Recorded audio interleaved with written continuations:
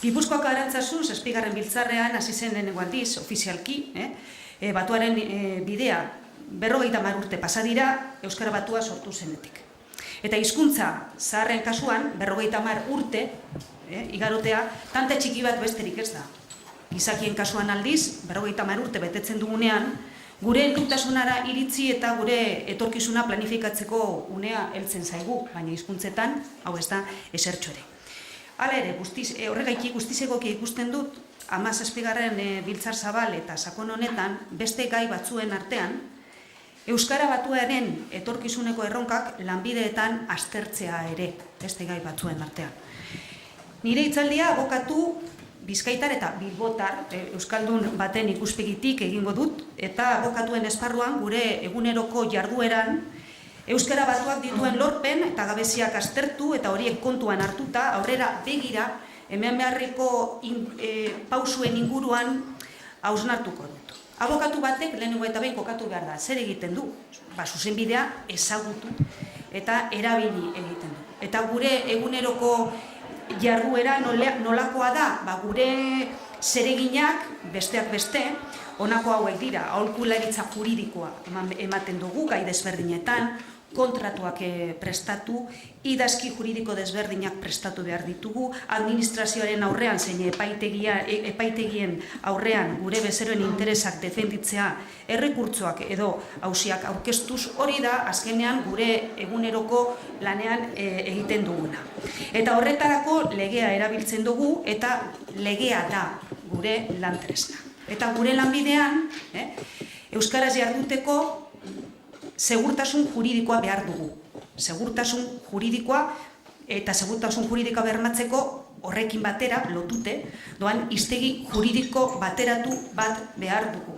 Hitz tekniko bat erabiltzen badut, adibidez, onibarra, bien raiz, eragile juridiko guztientzat bien raiz izatea behar dut, ez beste edozein gauza bat. Eta hori guztia kontutan hartuz posible da gaur egun euskaraz jardutea zuzenbidean, esan behar dut gaur egun zailtasun asko eukiarren, aurrera pausu importanteak eman dira azken urteetan, abokatu batek euskaraz lan egiteko. Hori da behintzat nire iritzia. Orain eskuragarri ditugun baliabideak, orain dela 30-40 urte ez genituen. Eta adibidez nire kasua ipiniko dizuet. Ni unibertsitatera, zuzenbideko ikasketak ikastera joan nintzanean, Deustuko Unibertsitatean, 1993-tik 28 bitartean, ezen ikasgai bat ere euskaraz eskaintzen, Deustuko Unibertsitatean. Dena gaztelaniaz ikasi behar izan nuen, eta urtebete geroago lehenengo asignatura euskaraz eman zana, izan zan zuzenbide politikoa Xabier Arzaiuzen eskutik. Gaur egun, karrera osoa euskaraz ikasi dezakegu, liburuak ditugu, materiala ditugu, beraz, egoera aldatu da goitximera. Garai hartan, hau da, 80. hamarkadan, Useiren eta Euskaltzaindiaren lankidetzari esker, gogoratu behar dugu, okerrez banago 1985an, hain zuzen ere, zuzenbidea hiztegia argitaratu zen. Eta hemengo askok gogoratuko duzue, eta lehenengo aldi zuzenbidearen adar bakoitzeko kontzeptu nagusienak azaltzen ziren hiztegiaretan. Lexikoaren aldetik nahiko ugaria izanik zuzenbidearen munduko edozein adarretan euskeraz ibili nahi zuena, unibertsitatean, naiz edozein beste lanarloetan, oinarri lexikal askizabala aurkitzen zuen edo aurkitzen genuen hiztegi honetan. Eta abokatuentzako aurrera pausu galanta bat izan zen. Gaur egun ondino nire bulegoko apaletan daude. Geroztik, hainbat ekimen eta proiektu jarri dira martxan, euskarari toki egiten joateko arlo juridikoan, eta ekimenok euskararen normalizazioa dute jomuga. Zein lorpen, zein da gaur egun daukagun egoera? Esan behar dugu, gaur daukaguna euskara bateratu bati esker dala, eta baita Euskal Herriko zenbait lurraldeetan ofizial bihurtziari esker dala. Aurrera horregaitik, horrek biak lotuta, aurrera pausu handiak eman dira harremanak euskaraz albideratzeko. Ofizialtasunari esker, herritarrei funtsezko hizkuntza eskubide hauek aitortzen zaizkie, legean agertzen direnak eta argi eta garbi hor agertzen dira administrazioarekin edota autonomia erkidegoan kokatutako edozein erakunde edo entitatekin harremanak euskaraz izateko eskubidea dugula, bai ahoz eta naiz idatziz. Irakaskuntza ere euskaraz egiteko eskubidea dugu. Aldizkariak eta irrati telebistako eta beste hedabideetako emanaldiak euskaraz jasotzeko eskubidea dugu eta lanbide jarduerak, langintza, politikagintza eta sindikatu jarduera euskaraz egiteko eskubidea dago. Hori legez. Eta legean formalki arautzen dena betetzeko beste zeregin batzuen artean, hiztegi juridiko zabal, sendo eta garatu bat gorpuztu behar izan da. Eguneroko bizimoduan, administrazioko zein eginpide desberdinetako boletin naiz aldizkari ofizialek egunean egungo euskarazko testugintzaren legukotza ekartzen digute, gai eta arlo anitzetan, eta administrazioarekin ere gure harremanak lehen aipatu dudan bezala euskaraz egin ditzakegu. Bestalde gaur egun posible da notario euskaldun batengana joatea eta testamentu bat, edo oinordetza egitun bat euskaraz garatzea, edo euskontzako ondasunen araubidea euskaraz egikaritzea, edota salerosketa kontratu bat, edo hipoteka mailegu bat euskaraz sinatzea. Horrez gain, abokatuok gure aholkularitza juridikoa euskaraz eman dezakegu eta kontratuak horrek idazkiak hasieran aipatu ditudanak ere daukagun materialekin posible da egitea. Eta epaitegietan zer? Gure lana, zati handi batean, epaitegietan garatzen da. Hor zer, zelan dago panorama? Justizia administrazioan eremuan, gaur egun euskararen presentzia oso txikia izan arren, herritarrek euskara erabili dezakete epaitegietan eta prozesu judiziala euskaraz burutu daiteke. Ara, esan beharra dago, itzulpena eta itzultzaileen eskutik kasu gehienetan. Hala ere, salbuespen txikiren bat egon da, eta hori esan beharra dago ere, eta prozesos epaiketa osoa euskaraz izapidetu da, bai abokatua, fiskala, epailea eta aldebiak euskaldunak izan diranean. Eta kasuren bat badago, ezagutzen dugu, baina salbuespenak dira. Gaur egun zerbait euskaraz egin nahi badugu epaitegietan, itzultzailea behar ditugu, eta hori eragin bat dauka, eta da prozedura, izapidetza bera, atzeratzen dala, eta hori kaltegarria izaten da, segun eta zegai daukasun hor eskuartean. Gauzuk horrela, norabide egokia darama nire ustez, euskara juridikoaren eraikitze prozesuak eta ezinbestekoak dira, euskararen normalizaziorako abokatuok eskuragarri ditugun baliabideak. Abokatuen zatipotolo bat epaitegietan, aipatu dodan bezalase garatzen da, eta hor adibidez sartzen bagara Justizia Eus web horrira, hor ikusiko dugu adibidez erregistro zibilean inskripzioak, jaiotzak, eskontzak, tutoretzak, horri guztiak euskaraz egiteko aukera daukagula eta baita ziurtagiriak euskara utzez eskatzeko ere. Eta hor beste ataltxo txiki bat dago euskara justizia, eta web orrialde horretan aukera dugu itzulpen juridikoen konsulta bat egiteko.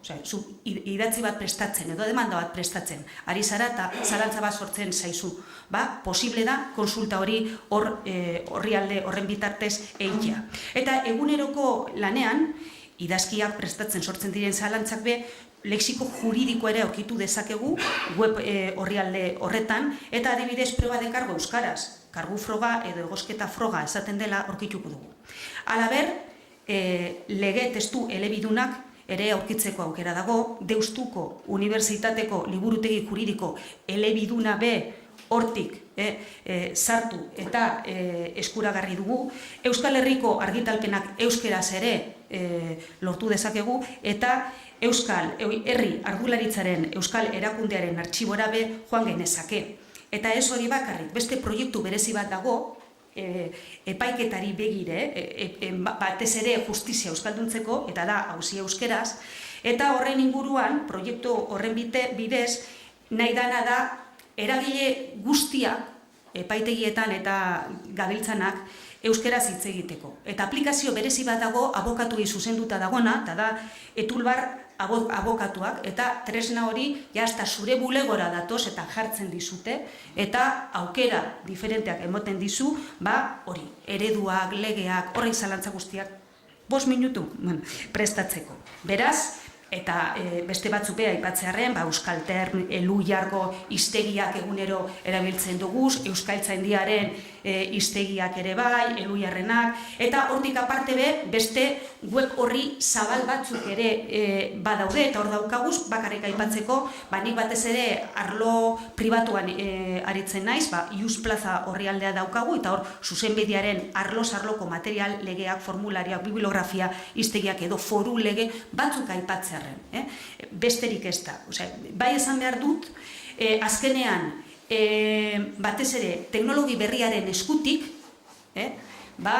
aukera barriak sortu direla. Eta euskaraz jarduteko abokatuk momentu hontan tresna ugari ditugu. Beraz, gure esku dago euskararen erabilera arlo juridikoan ere zabaltzea. Batez ere, hori, badinotzuet, epaitegietakoa ondino niko berde dago. Baina aipatutakoak entzun da, pentsatuko dozue, eta hemen zer dana eginda dago, ez dago oztoporik, ez dago erronkarik, bai, badaude, eta batzuk esatera nator. Bat, abokatu euskaldun askok ez dute ezagutzen eskuragarri dauden baliabide eta tresna guztiak. Eta hori problema arazo bat da. Gu, behintzat, Bizkaiko abokatuen elkargo barruan, abokatu euskaldunak batzordeko kidean naizenez, hortik bultzatzen ari gara dagona behintzat zabaltzen, abokatu euskaldunen artean. Ze, ez da ezagutzen, ez da erabiltzen. Bigarren problema bat, beste bigarren arazo bat daukaguna, eta da, azken bolada honetan, abiadura handiko lege aldaketak sartzen ari direla, eta hori oztopo izugarria da. Ia egunero legeen aldaketen berri ditugu. Eta lege aldaketak, edo Eusko Legebiltzarrean, edo Nafarroako Legebiltzarrean, edo Araba, Bizkaia edo Gipuzkoako batzar nagusietan, onartzen diren legeak badira ez daukagu horren beste problemarik, ze hortik onartzen den guztia, agintaritza ofizialeko aldizkarietan, indarrean sartzen den egun berean, euskarazko bertsioa dugu. Eta gainera beste aurrera pausu bat behimon da 2017 urtean, eta da euren artean, Euskaltzaindiarekin batera oinarrizko hiztegi parlamentarioa adostu dute, eta erakunde honetan irtengo dan legedia eta araudia hiztegi bateratu bat edukiko dago, eta hori importantea da. Baina aldi berean, ezin dugu ahaztu, indarrean daukagun legediaren zati handi bat, Madrilgo gorteetatik onartzen dela, edo Europar hortik dator, edo Europar Batasuneko erakundeetatik datorkigula, eta hor problema daukagu. Ze, horko legeak, euskera esparruietan ez da ofiziala, eta gaztelaniaz bakarrik aurkitzen dugu. Eta hori arazoa da. Adibide txiki bat ipiniko adibide bi jarriko dizuet. Adibidez, iaz kontratazioaren lege sektore publikoan, 9/2007 legearen bidez aldatu zen. Lege berria aurtengo martxoaren 9an indarrean sartu zen.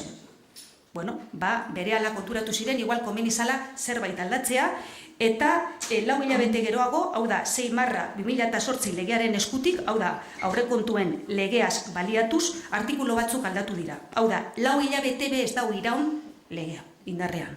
Eta beste adibide bat, 10. legealdian, 2011-2015 legealdi horretan, Madrilen 254 lege onartu ziren 4 urtean. Hau da, lege bat, baino gehiago, astero. Eta orduan, martxa horretan, ez dago modurik, testu guztiak elebitan aurkitzea eta gaurkotuta eukitea. Eta hor, seguridade juridikoa, problemak arazokin hasten gara. Hirugarren problema bat edo erronka bat, hiztegi juridikoaren zailtasuna. Hiztegi juridikoa gaztelaniaz arrotza bada, euskaraz erabiltzea zailagoa da.